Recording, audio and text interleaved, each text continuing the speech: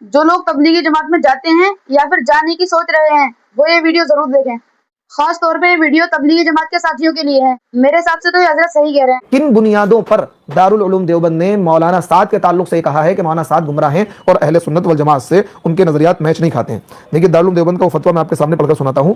میرے ہاتھ میں اس وقت فتویٰ ہے اور ابھی ریسنٹلی میں نے کچھ دن پہلے ہی دارالعلوم کی ویب سائٹ سے فتویٰ میں نے ڈاؤن لوڈ کیا ہے۔ آپ لوگ بھی جس کو شک ہو شبہ ہو دارالعلوم کی ویب سائٹ پر جائے اور گوگل پر جا کر سرچ کر دے مولانا سعد صاحب کے بارے میں دارالعلوم کا نظریہ، فوراً دارالعلوم کی ویب سائٹ آ جائے گی اور وہاں پر وہ فتویٰ اوپر ہی آئے گا، ڈاؤن لوڈ کا لنک ہوگا، آپ ڈاؤن لوڈ کر سکتے ہیں۔ دیکھیے یہ دارالعلوم کا فتویٰ میرے ہاتھ میں ہے اور دارالعلوم دیوبند نے اس پر وضاحت کری ہے۔ میں جواب پڑھ کر سناتا ہوں۔ دیکھیے کون سی باتیں ہیں، یہاں سے باتیں شروع ہو رہی ہیں۔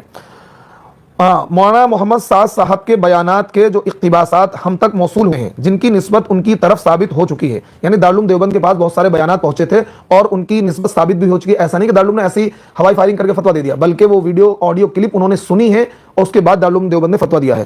ان میں چند باتیں دارالعلوم نے نقل کری ہیں، باتیں تو بہت ساری ہیں، وہ ایک باقاعدہ ایک موٹی کتاب بن جائے گی، لیکن چند باتیں کوڈ کر کے دارالعلوم دیوبند نے گمراہی کا فتویٰ دیا ہے۔ دیکھیے چند باتیں ہیں۔ حضرت موسیٰ علیہ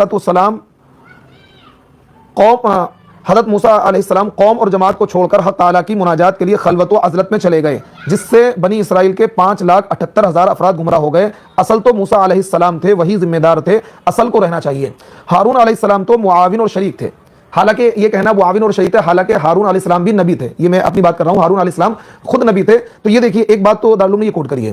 دوسری انہوں نے یہ بات کوٹ کری ہے نقل و حرکت توبہ کی تکمیل و تزکیے کے لیے ہے، یعنی کہہ رہے ہیں جماعت میں نکلنا اور آنا جانا یہ کہ توبہ کی تکمیل کے لیے ہے، اور پھر یہ کہتے ہیں کہ توبہ کی قبولیت کے لیے 3 شرطیں نہیں بلکہ 4 شرطیں ہیں، چوتھی شرط لوگ بھول گئے۔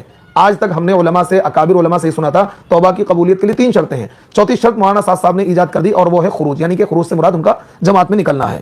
اسی طریقے سے انہوں نے کہا ہے ہدایت ملنے کی جگہ مسجد کے علاوہ کوئی نہیں ہے، وہ دینی شعبے جہاں دین ہی پڑھایا جاتا ہے اگر ان کا بھی تعلق مسجد سے نہیں تو خدا کی قسم اس میں بھی دین نہیں ہوگا۔ ہاں دین کی تعلیم ہوگی، دین نہیں ہوگا۔ اس اقتباس میں مسجد کے تعلق سے ان کا منشا مسجد میں جا کر نماز پڑھنا نہیں ہے، اس لیے کہ یہ بات انہوں نے مسجد کی اہمیت اور دین کی بات مسجد ہی میں لا کر کرنے کے سلسلے میں اپنے مخصوص نظریے کو بیان کرتے وقت کہی ہے، جس کی تفصیل آڈیو میں موجود ہے۔ ان کا نظریہ